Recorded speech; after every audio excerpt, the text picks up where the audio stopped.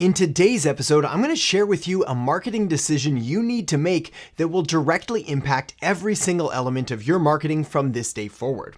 And not only is this one of the most important marketing decisions you can make in your business, well, it's now more relevant today than ever before in history. Make the wrong decision here, or worse, don't even make a decision at all, and your business is all but doomed to fail. But on the flip side, if you make the right decision, and that's what I want for you here, well, then you're going to put yourself on the path to success and all but ensure that business success that you're really after. So with all that said, let's get to it. When it comes to marketing your business, there's a ton of different strategies and tactics and tools and tips and hacks and tricks and all sorts of shiny objects that are available to us as entrepreneurs and business owners and marketers. But these often come at the expense of forgetting the things that really drive the business forward, those proven fundamentals and marketing principles, the things that have stood the test of time, and just as relevant today as they were 5, 10, 15, 20, even 50 years ago. These are the things that have really stood the test of time and proven their effectiveness. And this is really where you want to be focusing the vast majority of your time, of your energy, and of your resources. Now, when we take a look at all of these principles and all of the fundamentals, and a lot of them are grounded in that fundamental human psychology, consumer behavior, essentially how people act, how they think, and the things that they do. And a lot of it is really deeply ingrained and based on millennia of evolution. So these aren't things that are going to change quickly, which is why it really makes sense to dive deep and to really learn and really try to understand the mindset behind your customers, and more importantly, the mindset that you want to try to develop as a business owner, as an entrepreneur, or as a marketer. And that's really what this question is about. It's a decision that's going to directly influence your mindset and essentially how you approach all of your marketing. Now, the beauty here is if you get this right, well, it's going to positively impact all of your marketing from this day forward. But of course, if you get it wrong, and most people do, well, it's going to negatively impact your marketing, because what marketing is a communication or a transference of ideas and of energy, which means if you're putting bad stuff in your marketing, you're probably going to get bad stuff out. On the other hand, if you really deeply understand where your customer is, what they're going through, and approach this with the right attitude and the right mindset, essentially making the right decision, which we're going to get to in just a second, well, this is how those truly profitable, truly impactful marketing campaigns are built.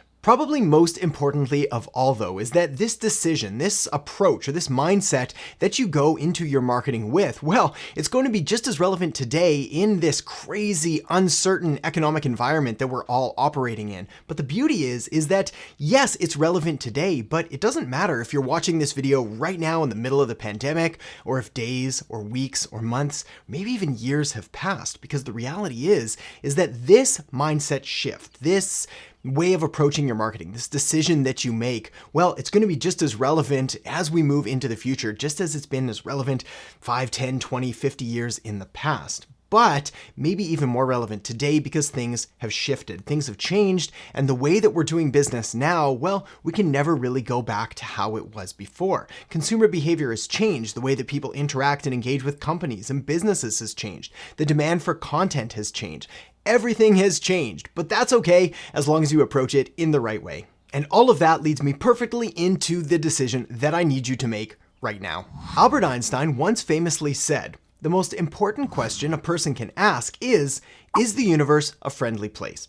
Now, on the surface, this sounds like an incredibly simple question, but upon digging deeper, it's a really profound statement, and a profoundly important one, especially when it comes to marketing. Now, Einstein obviously wasn't talking about marketing, even though I like to pretend he was, but that doesn't make the question any less relevant or any less valuable. Basically, you need to choose to either see the good or to see the bad, because they're both always there. But which path you choose, whether you want to focus on the positive or focus on the negative, is going to have a significant impact on your marketing, on your business, probably most importantly on your life. So in the context of what's going on in the world right now, what's going on with the economy and with the present economic situation and this global crisis that we're all going through, well, you really need to make a firm and strong and resolute decision on how you're going to see this, basically as friendly or as hostile. Is this situation that we're all in right now, well, is it a crisis or is it an opportunity? Is it an all hope is lost situation or a challenge to be overcome?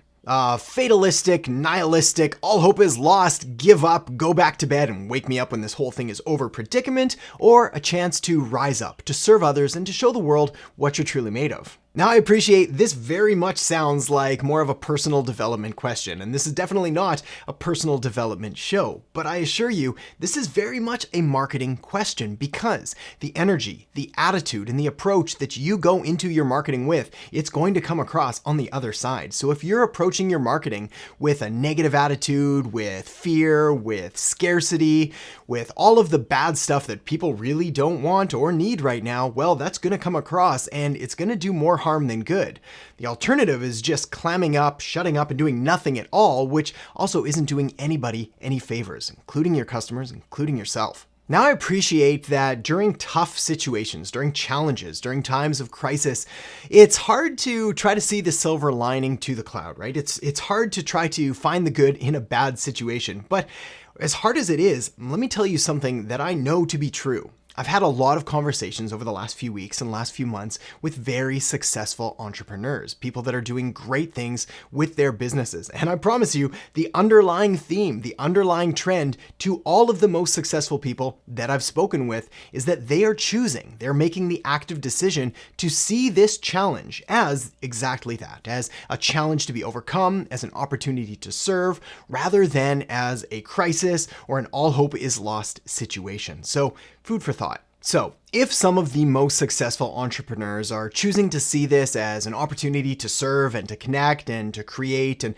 really to provide more value, then clearly the answer is to do just that, to model after their behavior, to seize this opportunity, which sounds kind of cringy, but really an opportunity to serve or to try to provide more value. Well, it's really the time to do something rather than to shut up, to clam up, to produce nothing, or worse, to come at it from a place of scarcity or fear. Now, I appreciate that is easier said than done. And in fact, when I'm talking to clients and to students and to you, the audience, well, the feedback that I'm getting is one of two things. Number one is this concern about seeming salesy or sleazy or slimy or trying to capitalize on others' misfortune. Or number two, just having no idea what to say during this crisis and so tending to revert to saying nothing at all. These are both terrible approaches, so let's solve them both now.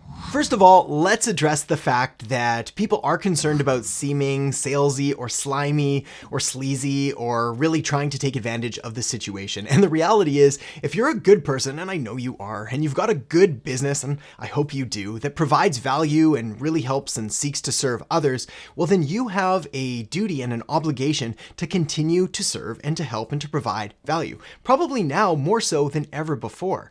Not just because people are looking for an escape, they're looking for some kind of information that takes their mind off of the craziness that's going on out there, but also they're looking for some semblance of normality. Basically just fancy talk for saying they just want stuff to be the way it was before. But personal stuff aside, the economy also needs you. The economy is run on spending and on buying and on essentially consumerism, which is a whole other debate for a whole other day. But the reality is that if you've got something that people want, well, the economy needs you to go out there and sell it. Just like if you have the cash flow and you've managed to build up a savings and some reserves, well, it's time to sort of reinvest back into the market as well. Probably no better place to reinvest in than things that actually provide value, things that are going to help you and going to help other people. Great time to do that. Plus, and maybe most importantly of all, it really stems back to that decision. Do you see the universe or do you see the market as hostile or as friendly? Because the reality is you've got one of two different ways that you can approach this entire situation or entire crisis or recession or whatever it is you want to call it. You can take that fatalistic, nihilistic view of everything is doomed, we're all going to die, it's the worst time ever, and nobody's going to get out of this thing at all. And granted, there are some people that are taking that approach. Reality is you do kind of make your own reality. So by taking that view and by not investing in themselves, not investing in their marketing, not continuing to serve and to grow their businesses, the odds of them coming out the other side of this thing are pretty much slim to none. On the other hand, if you choose to see this as, look, we're going to rally as a species, as a human race, as a global world, that we're all in this together and we're going to come out the other side, maybe even stronger, well, then now is the time to lay the foundation, to put in that work. All of those projects that you've been putting off, those books you've been avoiding reading, the audiobooks or the training or the courses, now's the time to invest in yourself, in your business, to really make sure that you come out stronger on the other side. Now is the time to lay the foundation, to grow your audience, to build that connection, and to ensure that you're going to be in the best possible position when we all come out of this thing, which we will. All right, so now that we've got that covered, let's tackle the next issue, which is just not knowing what to say. Again, you've got a couple different options here. Number one is you create content that explicitly and only addresses the issue at hand. You're talking about nothing but COVID-19 and the coronavirus and the global recession and the pandemic and the outbreak, and everything you do is focused completely on that. I don't believe that's the right approach. We'll cover that in just a second. On the other hand, you've got the approach of not addressing it at all, not mentioning any of those words in any of your content, essentially seeming like none of this is even happening, which again is going to make you look naive and maybe a little bit careless and certainly way out of touch with the market and with what's going on. So you don't really want to take that approach either. So what do? Well, probably unsurprisingly here, you want to meet somewhere in the middle ground. So what's the solution here? Well, obviously you don't want to avoid talking about it at all because that makes you seem irrelevant and out of touch. Obviously you don't want to dwell on the situation and promote more fear and more scarcity and just have one-track content that only talks about the terrible stuff that's going on. Rather, what you want to do here is you want to use one of the oldest marketing rules in the book, which is to join the conversation already taking place in your customers' minds.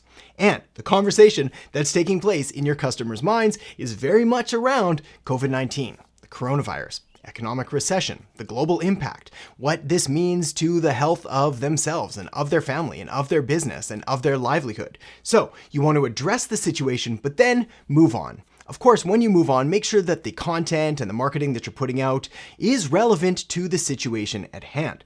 Number of different entrepreneurs that I've spoken with and a number of my students, we've had to tailor their approach and their marketing. A number of my clients, we've had to change or delay promotions or launches in light of the current environment, or we've at least had to put a little bit of a spin on it or craft or tailor the message simply because the world we're in now is very different than how it was just a few short weeks or even a few short months ago. Okay, one other really important point that I need to make sure that I get across here is that unless you are a medical expert or a political expert or some other kind of expert that is directly related to this crisis and to the thing that we're going through right now, well, it is really best to not share your opinions.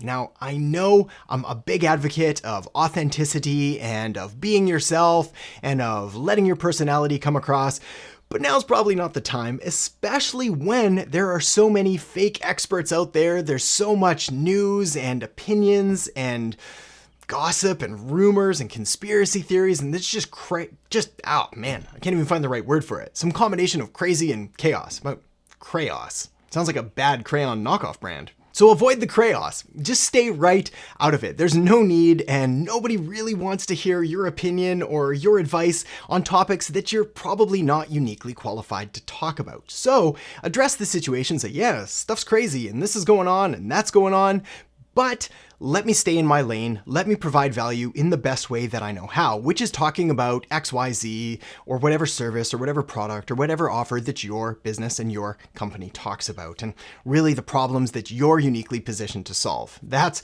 really important. And I've seen way too many businesses just destroying their reputation by being incredibly polarizing and incredibly divisive and really just throwing gas on a fire that doesn't need any more gas on it. So takeaway point there is, yes, continue marketing, yes, continue selling, make sure that you address the current situation at hand, but then get back to business and look for ways to serve and to help even more people. All right, so how do you do that? How do you provide the most value possible to people? How do you ensure that you're getting your message across in the most clear and consistent way possible? Well, a lot of that comes back to marketing fundamentals, those basic marketing principles, which is why the next piece of the puzzle and the next thing you're gonna wanna do is check out the video I have linked up right here on Introduction to Marketing. So make sure to check that out now, and I'll see you in the next episode.